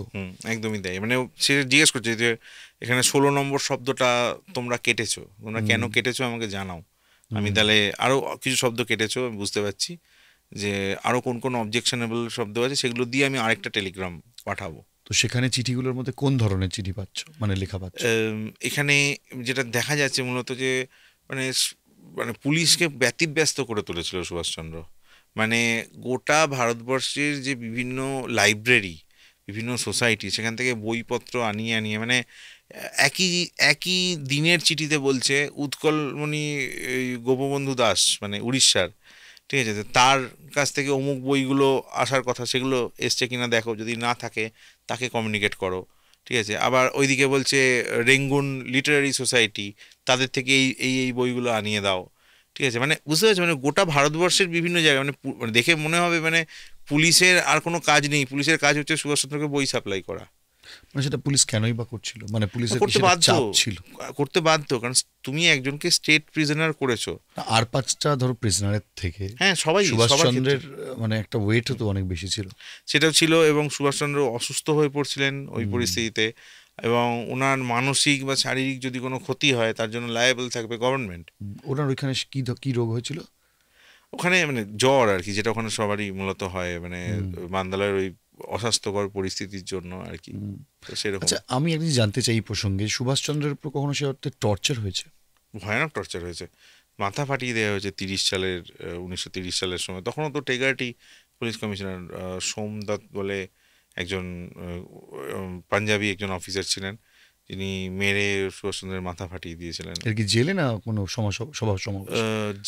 জেলের বাইরে দু জায়গাতে। যেমন 26শে জানুয়ারি যখন সুভাষচন্দ্র ঘোষণা করলেন যে এটাই স্বাধীনতা দিবস 30 সালের, এবং একটা র্যালি করে যাওয়া হচ্ছে, সেই র্যালি আটকানোর জন্য তো তখন তো টেগার্টের পুলিশই ছিল যারা সুভাষচন্দ্রের মাথা ফাটিয়ে দেয়।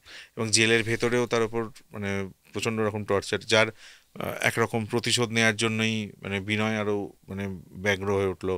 কারণ সিমসন তো ছিলেন আইজি প্রিজন, মানে ইন্সপেক্টর জেনারেল অফ প্রিজন, তো তার একটা, এবং সিমসন আরও অনেক অত্যাচার করেছে, মানে পূর্ববঙ্গের ঢাকাতে বিভিন্ন বিপ্লবী দলগুলো উৎখাত করার জন্য যে অত্যাচার করেছিল। যেমন ধরো সৈকত, আমরা যখন এগুলো আলোচনা করছি এগুলো হচ্ছে সেই একদম ভিতরের বিষয়গুলো।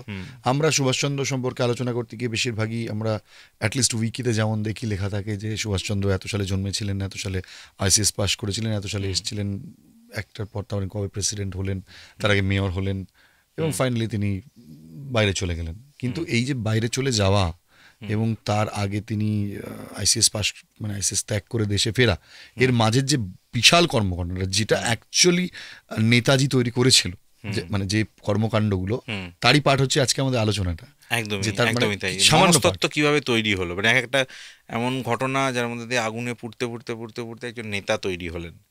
মাঝখানে তুমি আমাকে একটা প্রসঙ্গ উল্লেখ করে জানতে চেয়েছিলে যে সম্ভবত ভবানীপুরে কোন একটি ক্লাব বা হ্যাঁ, লাইব্রেরি যেখানে সুভাষচন্দ্র যেতেন, হ্যাঁ, এবং সেটা সম্পর্কে চার্লস টেগার্ড হ্যাঁ, তার তার পেপারসে পাওয়া পেপারসে যাচ্ছে। পাওয়া যাচ্ছে।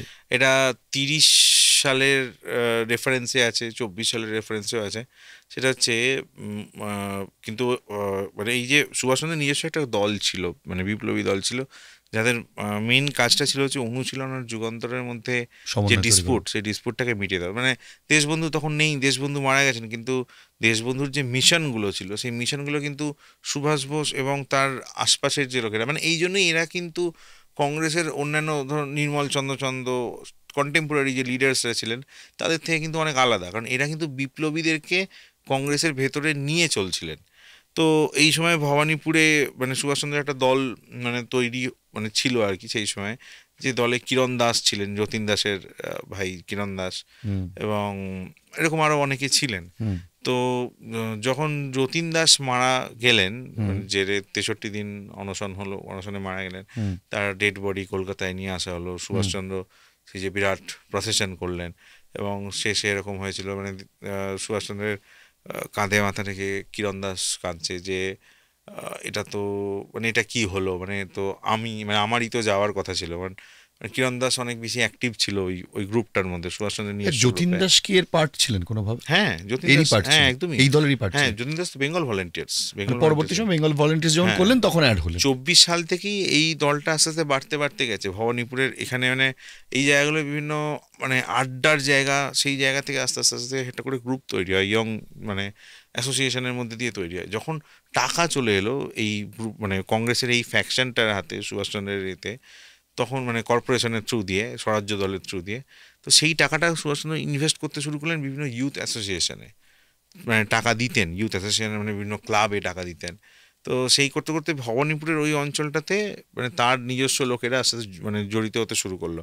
তো যতীন দাস মানে যখন মারা গেল তখন মানে তারপরে ওখানে যতীন্দ্র স্মৃতি মন্দির বলে একটা হুম অ্যাসোসিয়েশন তৈরি হলো। এবং এই বিপ্লবীদের অ্যাসোসিয়েশনগুলো কীভাবে তৈরি হতো, প্রথমে ধরো কিচ্ছু নেই, একটা নতুন একটা জায়গা, ঠিক আছে, তো সেখানে ফার্স্টে একটা একটা লাইব্রেরি তৈরি করা হলো। হুম লাইব্রেরি মেম্বারশিপ, লোকজন আসছে, ঠিক আছে, তারপর মানে তাদের কোথাও একটা মধ্যে, মিলিত হওয়ার জায়গা। হ্যাঁ মানে তাদের তাদের মধ্যে আলোচনা শুরু হলো। হুম আলোচনা থেকে তারপর আস্তে আস্তে তাদের একটা মানে শরীর চর্চার একটা জায়গা তৈরি হলো। আখড়া, হ্যাঁ। এবার এটা করতে করতে আস্তে আস্তে এই এই ডোমেনটা কিন্তু বাড়তে থাকছে।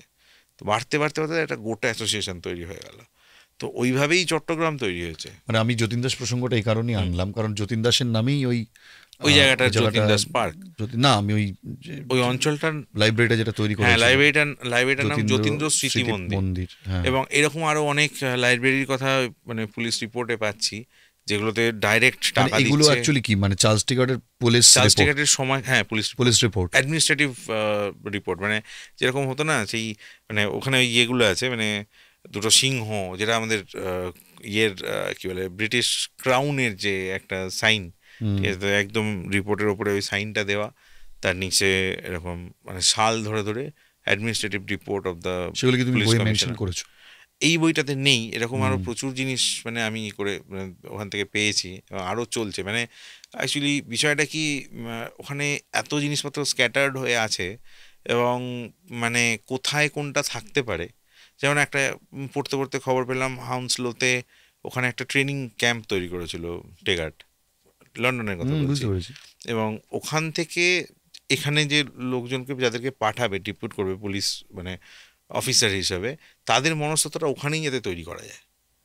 আচ্ছা, তো এখন সেই জায়গায় গিয়ে দেখেছি সেখানে কিছু নেই, তা তুমি বলছো যে মানে এই ভারতের স্বাধীনতা আন্দোলনে অনেক হুম, নথি বেশিরভাগ লন্ডনে রয়েছে। ম্যাক্সিমাম ওখানে, এবং ওগুলো তো ফেরত আসেনি। এবং হুম বিষয়টা কি হয়, যে আমাদের দেশে যারা রিসার্চ করে, একাডেমিক ওয়েতে রিসার্চ করে, তারা অনেকটা পিএইচডি পেপার ওরিয়েন্টেড রিসার্চ করে, মানে আমার রিসার্চে কতটা মানে দরকার, গতানুগতিক পথে। গতানুগতিক পথে, কিন্তু তার বাইরে যারা লেখে মানে সেই সেই সেটাই হচ্ছে একমাত্র মানে একাডেমিক এরিয়ার বাইরে যারা রাইটার্স আজকের দিনে, তাদের হাতে সেই মানে অস্ত্রটা আছে, মানে এবং স্বাধীন চিন্তার জায়গাটা আছে, যে কোথা থেকে কিভাবে কি, মানে ইটস নট নেসেসারি যে আমি সব কিছু লিখে যেতে পারবো, কিন্তু এই ইনফরমেশনগুলো কোথাও আমার মনে হয় মানে সরকারি জায়গা থেকে বা মানে এখনকার যে পুলিশ হয়তো সেটা সময় অ্যাডমিনিস্ট্রেশন, লাগবে, কারণ ভারতের স্বাধীনতা তো খুব একটা বেশি দিন হয়নি, মানে না সেই অর্থে দেখলে 75 বছরে যখন মানে আমি হয়নি। বলি যে হুম, ভারতের রাজনৈতিক ডামাডোল, হুম, অর্থনৈতিক সমস্যা, সেগুলো পেরিয়ে একটু সময় এসেছে, যেখানে আজকে ইন্টারনেটের যুগে হয়তো ইন্টারনেট হুম। খুব বেশি দিন ফ্লারিশ করেনি ইন্ডিয়াতে। না, কিন্তু ডকুমেন্টগুলো তো আর থাকবে না, মানে ওগুলো আমি যে অবস্থায় ওখানে দেখছি, মানে লাল হয়ে যাচ্ছে, মানে সেগুলো ওরা হুম, মেনটেন। তোমাকে একটা জিনিস বুঝতে হবে, দেখো ব্রিটিশদের টোটাল বোধহয় দেখছিলাম 260 না 70টা টোটাল টেরিটরি ব্রিটিশদের আন্ডারে। তার মধ্যে ইন্ডিয়া একটা টেরিটরি, তার মধ্যে বেঙ্গল একটা প্রভিন্স, তার একটা সার্টেন পিরিয়ড হচ্ছে অগ্নিযুগ। না তুমি এটাও বোঝো, দেখো যে তুমি আজকে এই ডকুমেন্টসগুলো আনতে পেরেছো বিকজ অফ দ্য মানে টেকনোলজি, মানে আজকে যদি টেকনোলজি তোমার হাতে না থাকতো তুমি এটা না, আজকে তার পেতে না। আগে তোমাকে লোকেট করতে হবে, মানে দ্যাট ইজ ডিফারেন্ট, সে তো আছে। সেটা যেটা দেখো, সেটা যদি সরকারি স্তর থেকে হয়, মানে আমি যেটা এক্সপেক্ট করব সেটা হচ্ছে মানে কলকাতা পুলিশ, হুম। তার যে স্পেশাল ব্রাঞ্চের যে আর্কাইভ আছে, তাদেরও তো আর্কাইভ আছে, তো সেখান থেকে যদি একটা অ্যাপ্রোচ করা যায়। না মানে কলকাতা পুলিশের, মানে আমি শুধুমাত্র কয়েকজন কর্মী বলে নয়, অনেকেই হয়তো হুম, আছেন যারা আমার পডকাস্ট দেখেন, হুম, যারা হয়তো ইন্টারেস্টেড বিষয়গুলো নিয়ে, যারা কিছু হুম, করতেও পারেন, এবং শুধু মানে হুম, কলকাতা পুলিশ বলেন, অনেক আইপিএস আছেন যারা হয়তো হুম, বিষয়গুলো নিয়ে অনেক ইন্টারেস্টেড, দেশের ব্যাপার। হ্যাঁ, আচ্ছা, হ্যাঁ। আমি পডকাস্টটা একদম শেষ, আমার যেটা একদম প্রশ্ন শেষ করবো পডকাস্টটা যেটা দিয়ে, যে সুভাষচন্দ্র টিকেটকে মারার প্ল্যানিং কবে করেছিলেন অ্যাকচুয়ালি, নিজে যদি সরাসরি যদি কোনো হ্যাঁ, প্ল্যানিং হয়? হ্যাঁ, এরকম তিনটে ইনসিডেন্ট তো আমি দেখতে পাচ্ছি।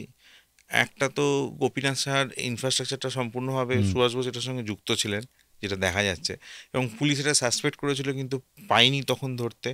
পরবর্তীকালে মানে টেগার পেপার্সের 1924-এর পরে, মানে গোপীনাথ সাহার ফাঁসির পরে, যখন গোপীনাথ সাহা রিজলিউশন নিচ্ছে দেশবন্ধু, তার পরবর্তীকালের যে পেপার, সেগুলো থেকে দেখা যাচ্ছে যে হ্যাঁ, এই কানেকশনটা ছিল, হুম, মানে সরাসরি রেড বেঙ্গলের থ্রু দিয়ে সুভাষ বোসের সঙ্গে কানেকশনটা ছিল।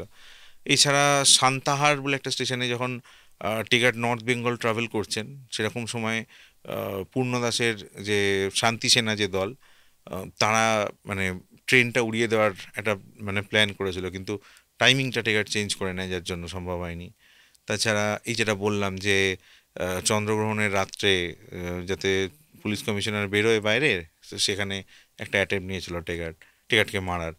তো এছাড়া একটা এরকম ঘটনা আছে, যেটা যদিও সুভাষ বোসের সঙ্গে রিলেটেড নয়, আমি বলছি এই কারণেই, তার কারণ সেটা এরকম যে একটা মহিলা একটা ব্যাগ রেখে যায়, ঠিক আছে, এবং সেই ব্যাগে পরবর্তীকালে মানে বোম পাওয়া যায়, মানে যে রুটটা দিয়ে টিকিটের পাস করার কথা, সেরকম একটা রুটে ইন্সপেকশনে ধরা পড়ে। তো এরকম অগণিত ঘটনা আছে, আচ্ছা। তিনটে ঘটনা যেটা নোটেড, যেখানে সুভাষ বোসের ডাইরেক্ট লিঙ্ক পাওয়া যাচ্ছে।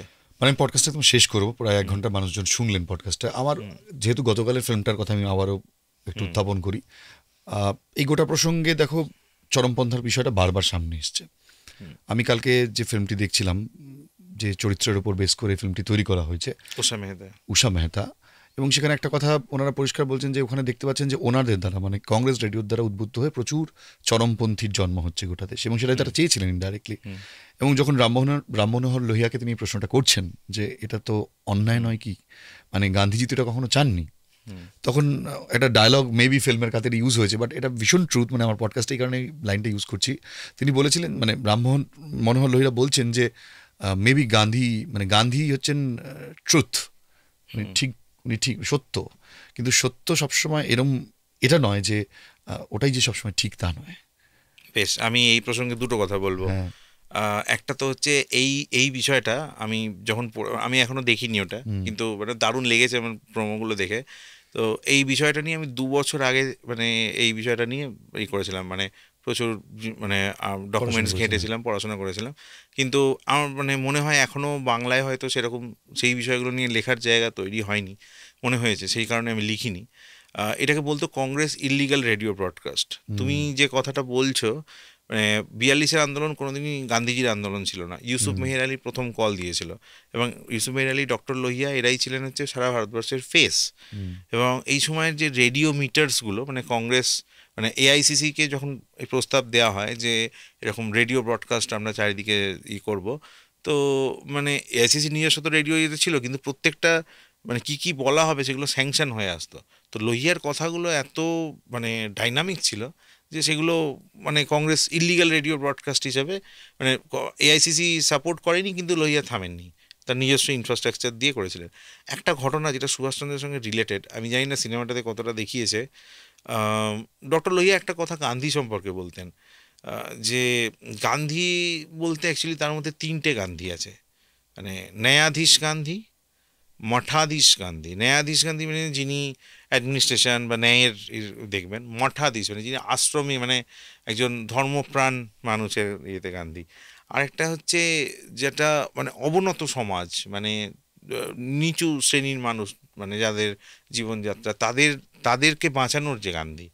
তো ডক্টর লোহিয়া বলতেন যদি ভবিষ্যতে কোনোদিন গান্ধী টিকে থাকে তাহলে তিনি প্রথম দুটোর কোনোটার জন্যই থাকবেন না, তিনি থাকবেন মানে অহিংস বা এইসব কোনো কিছুর জন্য নয়, তিনি থাকবেন একমাত্র এই নিম্ন বর্গের মানুষের উন্নতির জন্য যে গান্ধী, সেই গান্ধীর রেসপেক্ট। ঠিকই মানে সৈকত, এই প্রসঙ্গে আমি পডকাস্টটা এই বলেই শেষ করব যে ঠিকই তো, মানে আমরা আজকের ডেটে দাঁড়িয়েও হয়তো বলতে পারি যে অহিংসা কখনোই অ্যাকসেপ্টেড নয়, এবং আজকে যেগুলো নিয়ে আমরা কথা বললাম সেগুলো তো একটা সহিংস পথ ছিল, কিন্তু এটা ঠিক যে কোন পরিস্থিতিতে এই সকল বিপ্লবীরা সশস্ত্র আন্দোলন বা এই সহিংস আন্দোলনের পথ বেছে নিয়েছিলেন সেটা আজকে এই আলোচনার মধ্যে দিয়ে বোঝা যায়। যে মানুষের পিঠ যখন ঠেকে যায়, আপনাকে যখন চর মারতে মারতে মারতে যখন কেউ দেয়ালে ঠেকিয়ে দেবে, উল্টে একটা ঘুষি মারার প্রয়োজন তখন এসেই যায়। সেটা ভারতের স্বাধীনতা সংগ্রামের এই বিষয়গুলো যখন আপনি আরো ডিটেলে না জানবেন তখন হয়তো কেউ আমাকে অনেকে বলে আপনি গান্ধীর বিরুদ্ধে কেন কথা বলছেন, সুভাষ তো কখনো এটা করেননি। আসলে আমাদেরকে এই প্রেক্ষাপটগুলো বুঝতে হবে যে কোন পরিস্থিতিতে কোনটাকে অ্যালাউ করার দরকার ছিল। থ্যাংক ইউ সৈকত, অনেক ভালো লাগলো। আজকে কিছুটা আমরা জানার চেষ্টা করলাম, একদিনে এটুকু সময়ের মধ্যে সম্ভব নয়, বাট তোমার এই বইটির জন্য অনেক শুভেচ্ছা রইল। আগামী দিনে আরও মানুষ এই বইটি পড়ুক। অনেক ধন্যবাদ এবং সকলকে শুভ নববর্ষ জানাই। আশা করি বছরটা ভালো কাটবে এবং আমরাও অনেক ভালো বিষয় আরও লিখতে পারবো। আপনারা খুব ভালো থাকবেন। আজকের এই টপিকটা কেমন লাগলো প্লিজ আমাকে কিন্তু আজকে কমেন্টে জানাবেন, কারণ আমি সবসময় চেষ্টা করি যে ভারতের স্বাধীনতা সংগ্রামের একটা পরত যখন আপনাদের জানিয়ে দিতে পেরেছি, তারপরে সুভাষচন্দ্রের জীবনের এমন অনেক অজানা কাহিনী রয়েছে, অনেক অজানা ভিত রয়েছে। ভিত ইন দ্য সেন্স আজকে আপনি দাঁড়িয়ে রয়েছেন, আমি দাঁড়িয়ে রয়েছি, এই পডকাস্ট চলছে বিকজ অফ দোজ পিপল। ওই মানুষগুলো নিজের জীবনের কোন কণাটা পর্যন্ত বাকি রেখেছিলেন বলুন তো এই দেশকে স্বাধীন করার জন্য। আমি আপনি আজকে সামান্য একটা কোনো ঝামেলা হলে সেখান থেকে মুখ লুকিয়ে বা মুখ ঘুরিয়ে চলে আসি। সেই মানুষগুলো নিজের জীবনে ঝামেলা ডেকে এনেছিলেন দেশকে স্বাধীন করার জন্য, এমন এমন ঘটনা ঘটিয়েছিলেন যার এক একটা ছোট্ট ছোট্ট পরত আমরা জাস্ট তুলে ধরার চেষ্টা করছি এই পডকাস্টগুলোর মধ্যে দিয়ে। দেখা হবে নতুন একটা এপিসোডে। আপাতত এখানে শেষ করছি। আর যদি ভালো লাগে আইএম বোসকে সাবস্ক্রাইব না করে যাবেন না, কমেন্টে জানাবেন। ভালো লাগলে ভিডিওটি আপনার পরিচিত এবং বন্ধুদের সঙ্গে শেয়ার করবেন। দেখা হচ্ছে আবারও। জয় হিন্দ।